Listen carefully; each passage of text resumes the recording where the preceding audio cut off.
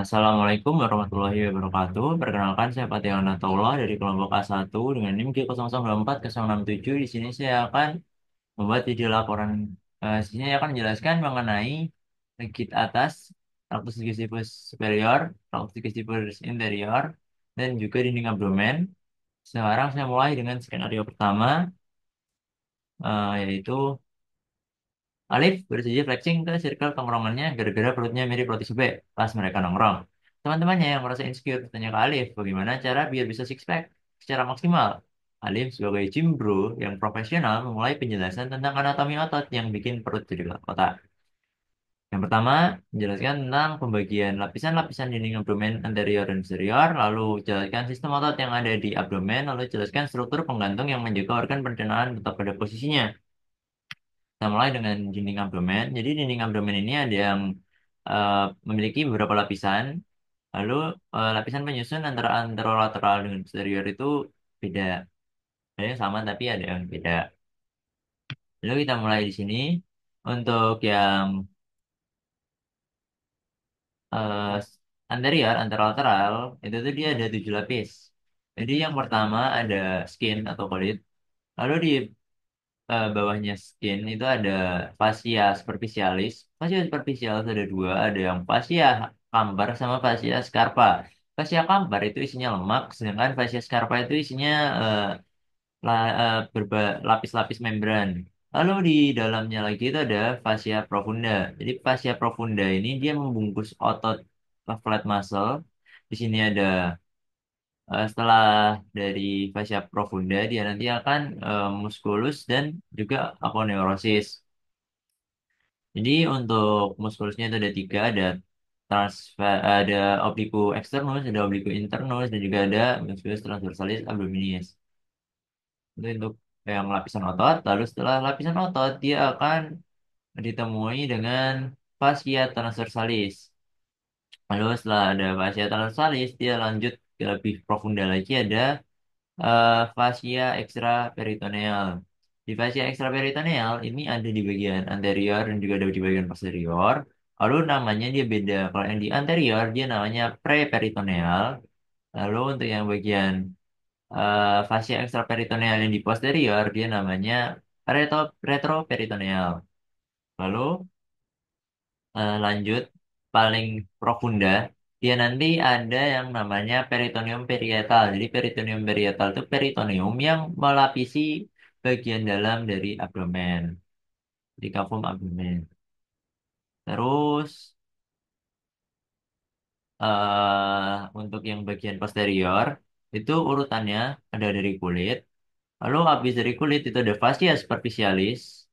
Lalu habis dari superficialis lebih dalam lagi itu ada musculus. Jadi langsung musculus, gak ada fascia profunda. Lalu dari musculus dia langsung ke em, fascia ekstraperitoneal yang namanya retroperitoneal. Terus dia ke peritoneum parietal. Nah, peritoneum itu ada dua. Dia yang peritoneum parietal sama peritoneum visceral. Untuk peritoneum parietal dia itu akan melapisi organ melapisi dinding abdomen yang bagian dalam. Sedangkan peritoneum visceral itu nanti dia akan melapisi organ dalam. Terus untuk pembagian organ yang dilapisi oleh peritoneum itu ada dua. Ada yang intraperitoneal sama retroperitoneal. Nah, untuk retroperitoneal itu yang dibatasin cuman yang bagian anteriornya aja. Sedangkan yang bagian posterior dia langsung menempel ke dinding abdomen. Untuk mengapalkannya itu ada set Parker, S-nya itu suprarenal gland, A-nya aorta, D-nya duodenum, yang part superior, terus ada P, pankreas, terus U, U itu ureter, ureter, terus C, C itu kolon yang parts ascendens sama descendens, terus K, K itu kidney atau ginjal atau ren, set E itu eh esophagus,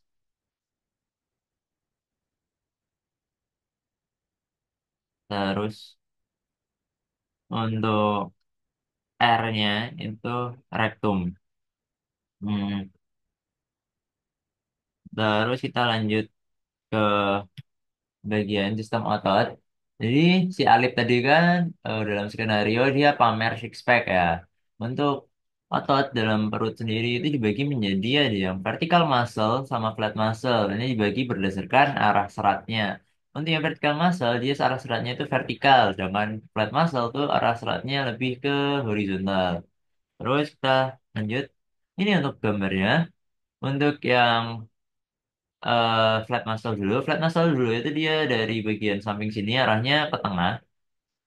Ada yang paling superficial itu ada musculus oblique externus. Dia arah seratnya itu V. Lalu untuk obliquus internus dia arah seratnya itu A. Lalu ada transversalis abdominis ya transversus seperti ini. Untuk di gambarnya nih yang eksternus dia nggak kelihatan ya. Jadi untuk yang ini arah seratnya ke atas, serong ke atas nih yang internus, lebih ke internus. Lalu ada yang mendatar nih ada yang transversus. Lalu dia antara otot flat muscle yang kiri sama flat muscle yang kanan, yaitu nanti akan saling berhubungan lewat aponeurosis. Nah, aponeurosis yang dibentuk oleh ketiga flat muscle ini, dia nanti akan membungkus struktur-struktur yang ada di bagian tengah dari abdomen. Nah, salah satu yang dibungkus itu adalah musculus yang transvers, yang musculus yang vertikal, vertikal muscle. Nah, untuk lapisan aponeurosis yang membungkus dari otot vertikal ini, dia disebut dengan vagina musculi recti. Eh, Terus dia untuk otot pindah ke otot yang vertikal, dia ini ada otot musculus rectus abdominis. Dia tuh seratnya vertikal dari bagian atas ini ke bawah. Lalu ada juga yang vertikal yang lain tuh ada piramidalis. Ya, ada di ujung sini yang kecil bentuknya segitiga seperti piramida. Terus di antara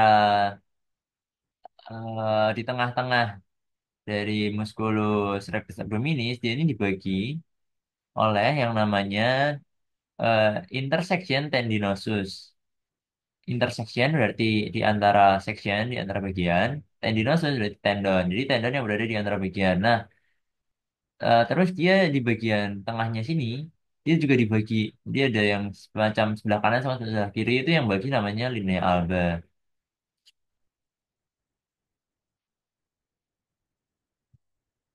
Linea alba. Terus untuk kenapa dia bisa six pack? Itu karena si Alif kan suka nge-gym. Terus karena suka nge-gym, otot rectus abdominisnya ini dia menjadi lebih terlatih sehingga otot-ototnya ini mengalami hipertrofi. Saat otot-otot mengalami hipertrofi membesar, dia makin membesar. Cuman dia tetap ada tendonnya yang membatasi. Jadi itu dari luar kelihatan seperti roti sobek. Six pack tadi itu gara-gara ini. Gara-gara otot-ototnya mengalami hipertrofi.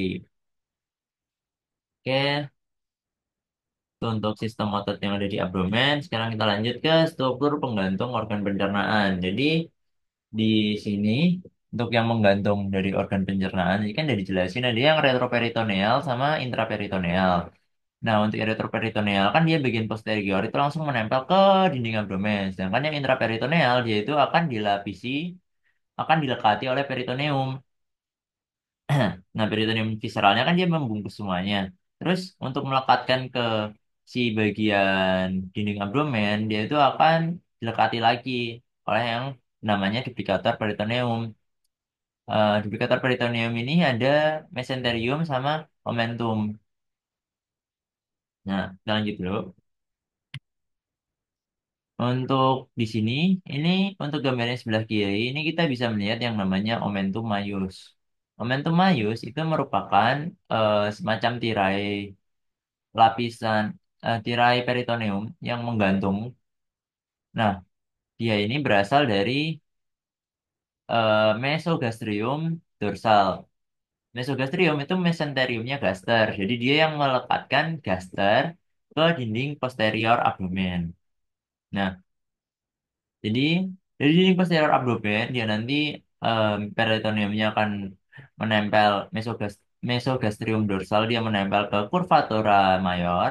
Kemudian dari curvatura mayor dia turun set lalu dia naik lagi melipat ke atas. Lalu dia menempel ke layania omentalisnya kolon. Kalau di bagian ventral itu punyanya kolon transversus. Lalu untuk kolon yang pars ascending descendens dia di bagian lateralnya. Lalu setelah menempel ke kolon, dia lanjut ke belakang, namanya mesokolon untuk melekatkan ke dinding posterior abdomen lagi. Nah, di omentum maius ini, dia ada 4 ligamen. Ada gastrosplenica, gastrokolika, gastroclenica, sama splenorenalis. Nah, itu untuk 4 ligamennya. Terus untuk ada omentum maius, berarti ada omentum minus. Nah, omentum minus dia itu melekatkan antara gaster ke hepar. Nah, dia itu berasal kalau tadi omentum maius itu dia berasal dari mesogastrium dorsal. Kalau si omentum minus dia berasal dari mesogastrium ventral. Jadi mesogastrium ventral dari dinding abdomen, dinding posterior abdomen dia melekat ke curvatura minor, kemudian dia melekat ke hepar. Nah, di omentum minus ini ada 2 ligamen yaitu gastrohepatika sama hepatoduodenal. Lalu untuk penggantung yang lain itu ada mesenterium itu untuk melekatkan antara pars duodenum yang bukan termasuk retroperitoneal ke dinding belakang abdomen. Terus ada juga mesokolon itu melekatkan kolon yang bukan dari retroperitoneal karena yang retroperitoneal tadi kan cuman ascendant sama descendant. Nah, yang intraperitoneal itu dilekatinnya sama mesokolon. Terus ada juga mesoappendix yang untuk melekatkan appendix ke dinding posterior abdomen.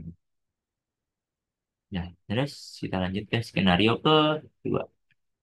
Nah, skenario kedua, Randy adalah seorang mahasiswa yang sangat gemar menghadiri acara makan bersama, terutama di restoran dengan konsep all you can eat. Namun, pada suatu kesempatan, Randy merasa tidak nyaman karena cepat merasa kenyang, padahal baru saja memulai makanannya. Hal ini membuatnya khawatir ada yang tidak normal dalam sistem pencernaannya. Sebagai teman yang baik, jelasin ke Randy tentang traktus digestivus superior mulai dari mulut sampai lambung. Nah, di sini kan cuma disuruh sampai lambung, tapi untuk traktus digestivus superior ini kan sampai ke duodenum sebagian. Nah, jadi nanti saya tambahkan untuk duodenumnya. Lalu gimana kompensasi sphincter sama gerakan pencernaan saat dia lagi makan di all you can eat. Terus lanjut. Nah, jadi kita bahas tentang di traktus digestivus superior. Dia itu mulai dari capum oris, lalu dia turun ke esophagus, lalu lanjut ke gaster, lalu kemudian masuk ke duodenum. Nah, ini kita mulai dari capum oris. Capum oris yaitu dia dibagi dua. Ada yang di depan gigi sampai ke bibir ini namanya vestibulum oris. Nah, lalu untuk yang rongga mulut yang benar-benar di dalam mulut ini itu namanya cavitas oris propria. Nah, di cavitas oris propria ini dia itu di bagian superiornya dia akan dibatasi oleh palatum. Nah, palatum ini dibagi menjadi dua. Ada palatum durum yang keras di depan nih, yang keras, lalu ada palatum mole. Palatum mole itu yang lunak. Palatum mole itu ada namanya 5 otot. Ada tensor eh, palatini, ada levator palatini, ada uvulae, ada palatopharyngeus, ada musculus, palatoglossus. Terus untuk yang bagian inferior dia kan dibatasin sama lingua. Nah, lingua sebelah sini ada gambarnya lingua. Lingua itu dia dibagi oleh linea sulcus terminalis.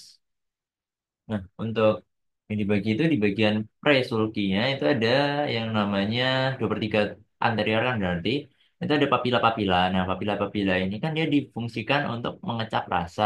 Nah, syaraf yang berfungsi untuk bisa mengecap rasa itu adalah syaraf ke-7 atau syaraf nervus facialis.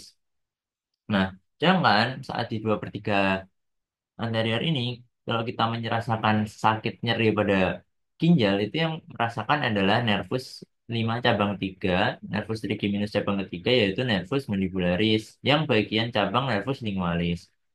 Terus untuk yang 2/3 posterior atau postsulci itu, ya isinya adalah tonsil-tonsil. Oh, di sini juga ada syarafnya, yaitu syaraf 9, glossopharyngeus. Terus di bagian sini lagi, balik ke sini, setelah dari mafum oris, dia kan akan masuk ke orofaring.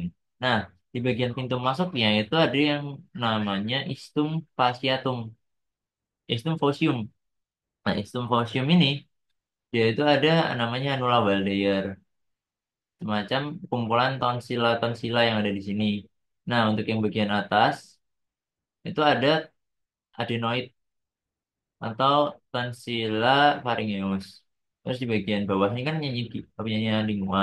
Ini namanya tonsilla lingua. Terus di bagian lateral itu ada tonsilla palatina. Nah, terus di bagian agak ke atas, agak ke lateral di antaranya itu ada tonsilla tubal. Tonsilla tubal itu merupakan lanjutan dari adenoid. Terus kita lanjut, setelah masuk dari ini kan lewat istumfosium, terus dia masuk ke orofaring, orofaring dia lanjut ke esofagus. Kita masuk ke esofagus. Jadi esofagus ini merupakan tabung berdinding otot. Itu jadi cukup unik ototnya. Dia kan dibagi menjadi 3 parts. Parts pertama itu setinggi dari cervical 6 sampai thoracica 1, vertebra VT1, itu namanya pars cervicalis. Dan dari VT1 ke VT10 itu namanya pars thoracalis. Lalu dari VT10 sampai VT11 itu namanya pars abdominalis. Nah, di sepertiga superior ini dia ototnya skelet. Terus saat di media itu sepertiga media, saat di thoracica itu dia ototnya skelet sama otot polos. Nah, pas di sini, pas di abdominalis itu ototnya polos. Terus di esophagus ini dia juga terdapat 3 penyempitan atau angustia. Nah, angustia yang superior dia tuh penyempitannya karena terdesak oleh arteria cricoid setinggi di cervical 6.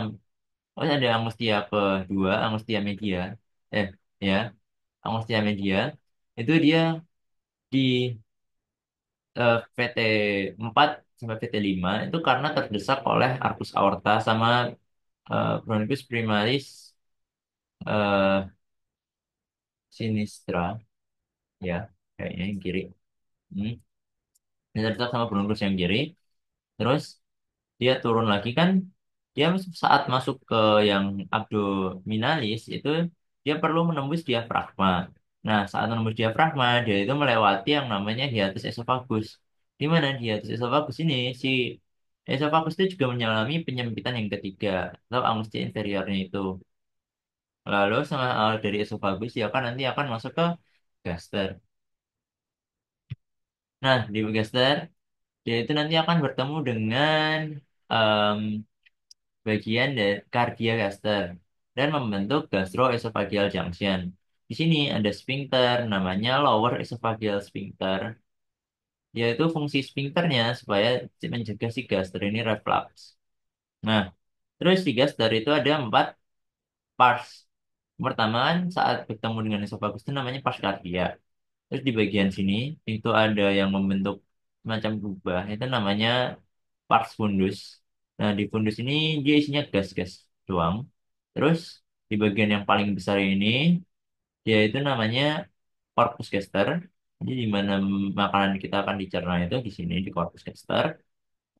Nah, terus setelah corpus dia akan masuk ke pars pylorus. Nah, pars pylorus ini dia dibagi menjadi dua. Ada yang canalis pylori sama antrum pylori. Terus di bagian sini kan dia, oh ya ada orificum itu, ini ada dua, ada di kardia sama di pylorus. Soalnya dia kan nyambung ke esophagus. Nah di ini sih kan dia nyambung ke duodenum. Terus di pylorus ini juga ada sphincter, namanya sphincter pylorus. Dia itu fungsinya untuk mencegah makanan dari duodenum balik lagi ke gaster, sama untuk mengontrol penyaluran dari gaster ke duodenum. Nah terus di tunika mukosa si gaster ini, dia mengalami lipatan-lipatan yang disebut dengan rugae. Nah, fungsinya apa? Jadi ini tuh saat kita makan besar, kan volume makanan yang dimasukkan ke dalam lambung ini juga ikut banyak. Saat di all you can eat, apalagi kita kan makannya banyak biar nggak rugi kan. Jadi sebanyak mungkin kita makan. Nah, kalau si gaster ini volumenya segini-segini doang, kan kita rugi. Kita nggak bisa masukin banyak makanan. Jadi rugi ini fungsinya, jadi si gaster ini bisa melar. Saat turkinya melar, ini kan otomatis si gaster ini volumenya meningkat. Jadi kita bisa lebih banyak memasukkan makanan. Jadi ketika makan di all you can eat, kita itu nggak rugi karena bisa masuk makanannya banyak. Oh ya, terus di gaster ini ada tiga lapisan otot di tonika muscularis eksternalnya. Itu ada tiga. Yang paling luar itu adalah otot longitudinalis. Eh, iya, longitudinalis. Terus ada otot sirkuler, otot sirkuler, terus sama otot obliku. Otot obliku itu yang seratnya dia miring-miring gitu. Dia yang paling mendekati lumen. Nah, terus sekarang kita lanjut, setelah gaster adalah duodenum. Di duodenum, di pars superior dia kan nanti membentuk duodenal junction yang dimana ada sphincter pylorusnya tadi kan, yang gaster. Lalu dia masuk ke duodenum pars superior. Setelah masuk dari duodenum pars superior, dia turun membentuk flexura duodeni superior. Ya, saat di duodenum descendens ini, dia ada dua papila, dua lubang. Di sini ada papila yang minor sama papila yang mayor. Papila duodeni minor sama papila duodeni mayor. Nah, papila duodeni minor, dia itu akan menjadi muara dari ductus pancreaticus yang aksesorius. Atau bisa disebut dengan ductus Santorini. Kalau yang di em, papila duodeni mayor, dia itu akan jadi muara dari ductus ductus coledox sama ductus pancreaticus yang bergabung jadi ampulla vateri. Di sini ada tiga sphincter, namanya sphincter Oddi. Di sini ada sphincter dari sphincter ampulla vateri, sphincter coledoki, sama sphincter eh, ductus pancreaticusnya. Terus dia akan lewat sini turun, membentuk flexura lagi, flexura inferior. Ini namanya bisa disebut duodenum inferior sama duodenum transversus. Terus dia naik di duodenum ascendens. Terus di duodenum ascendens ini nanti dia akan bertemu dengan jejunum, membentuk flexura duodenojejunnalis. Di flexura duodenojejunnalis itu ada ligamentum teres. Ligamentum teres itu dia menempel di sini sama di diafragma. Fungsinya untuk menjaga si duodenum ini tetap pada tempatnya. Terus dia juga membagi antara traktus digestifus yang superior sama yang inferior. Terus sekarang kita lanjut, ada kompensasi sphincter sama gerakan pencernaan. Jadi gerakan pencernaan itu dia ada gerakan peristaltis. Gerakan peristaltis ini gerakan mendorong makanan ke gaster dari mulut lewat esophagus ini. Esophagus ini gerakan peristaltis. Bentuk gerakannya seperti ini. Jadi di belakang polus itu dia berkontraksi. Kalau dia turun, turun, turun, turun, turun, turun, nanti masuk ke gas, dan nanti gas itu juga dicerna. Dia punya gerakan peristaltis juga untuk mencerna makanan secara mekanis. Terus untuk sphincternya itu ada di upper esophageal sphincter. Ini merupakan saat pertemuan antara faring dengan esophagus. Lalu ada pula di lower esophageal sphincter yang tadi sudah disebut untuk mencegah si gaster ini reflux. Terus di bagian pylorus gaster ini kan juga ada sphincter lagi, namanya sphincter pylorus untuk mengatur makanan yang lanjut ke duodenum sama mencegah kimusnya itu balik lagi ke gaster. Terus lanjut ke skenario yang ketiga. Dan yang ketiga itu Andre, seorang mahasiswa tingkat akhir merasa tidak nyaman setelah mengonsumsi makanan cepat saji selama sebulan penuh karena kesibukan menyelesaikan skripsi. Dia sering mengalami perut kembung, rasa tidak nyaman di bagian bawah perut, dan gangguan buang air besar. Dalam obrolan ringan di kampus, Andre mengeluh pada Anda sebagai teman yang baik. Jelaskan pada Andre tentang traktus digestivus inferior. Lalu, untuk apa perintahnya itu jelaskan tentang perbedaan jejunum sama ileum, terus jelaskan struktur bangunan yang ada di kolon, jelaskan struktur anatomi yang berhubungan dengan pengeluaran feses, terus udah, kita lanjut. Ini untuk perbedaan yang pertama, ileum dan jejunum. Jejunum dan ileum. Untuk alurnya, dia kan tadi setelah dari duodenum, dia masuk ke jejunum, terus baru ke ileum. Nah, di jejunum ini masih banyak penyerapan yang terjadi. Jadi, itu berpengaruh dengan strukturnya juga. Yang pertama kita bahas letaknya. Jadi letaknya si jejunum itu dia di regio umbilicalis. Yang kan si ilium itu di bagian kanan bawah vakum abdomen. Terus untuk warnanya si hidung ini lebih merah gelap daripada si ilium itu yang lebih pink muda.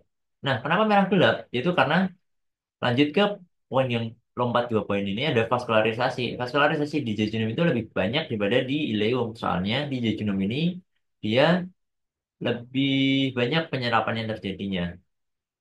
Jadi untuk penyerapan kan langsung dimasukin pembuluh darah. Kan jadi butuhnya dia pembuluh darahnya banyak. Terus balik lagi, diameternya dia nggak beda jauh.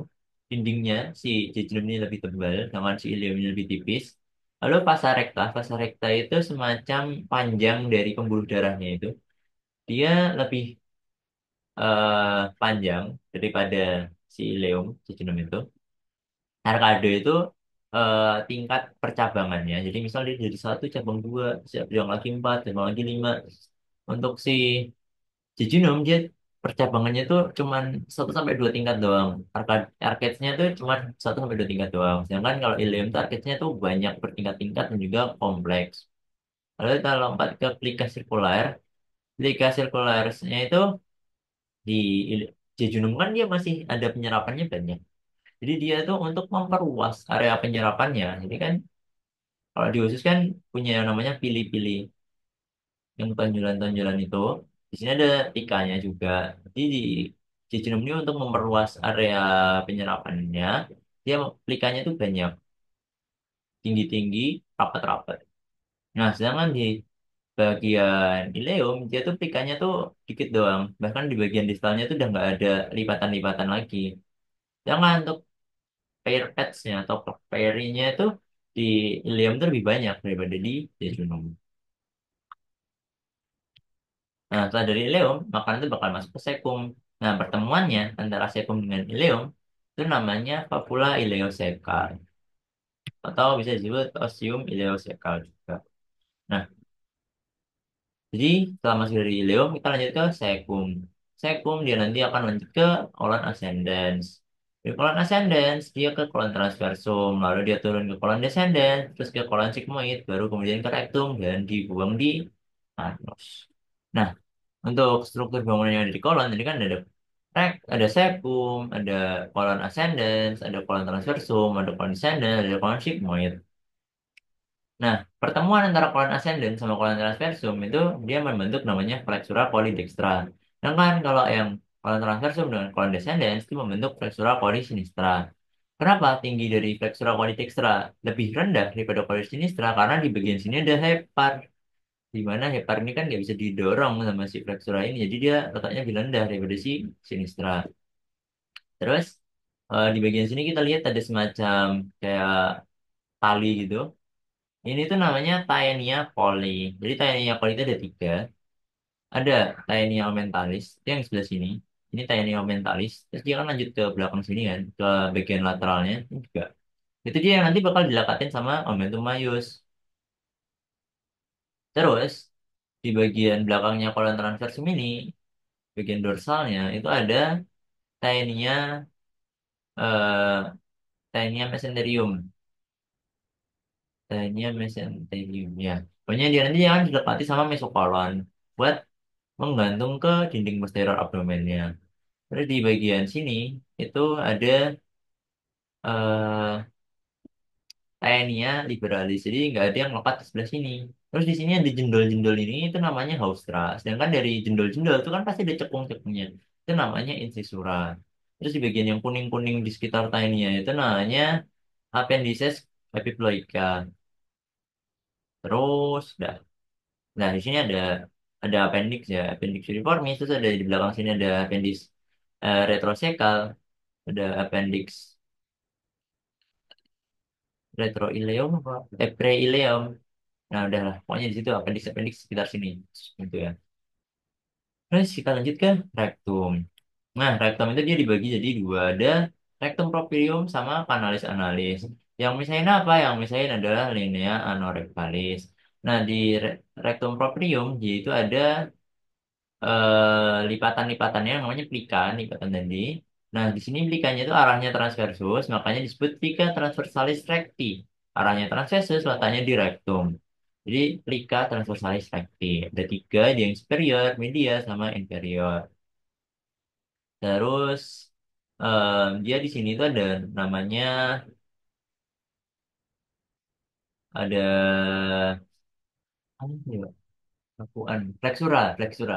Ada flexura sacralis sama flexura satunya lagi itu reanalis apa ya itulah pokoknya tuh dia bisa membantu menahan feses di sini tinggal langsung keluar terus setelah dari em, rektum dia kan lanjut ke kanalis analis di kanalis analis ini ada zona kolumner ada zona kolumner yang bentuknya kolom-kolom ini terus ada ototnya nah ototnya itu dia ada otot polos sama otot skelet yang otot skelet itu ada musculus sphincter ani externus itu otot skelet di sebelah sini. Terus ada juga musculus puborectus, puborectal ya. Puborectal itu juga skelet. Terus ada yang polos itu ada eh ini nih, levator ani itu puborectal. Nah, terus ada otot juga yang polos itu namanya musculus sphincter ani internus. Di sini itu musculus sphincter ani internus. Ya itu otot polos sama ada musculus corrugator ani. Yang nggak ada di gambar ini tapi. Em, jadi cukup sekian. Terima kasih sudah menonton. Wassalamualaikum warahmatullahi wabarakatuh.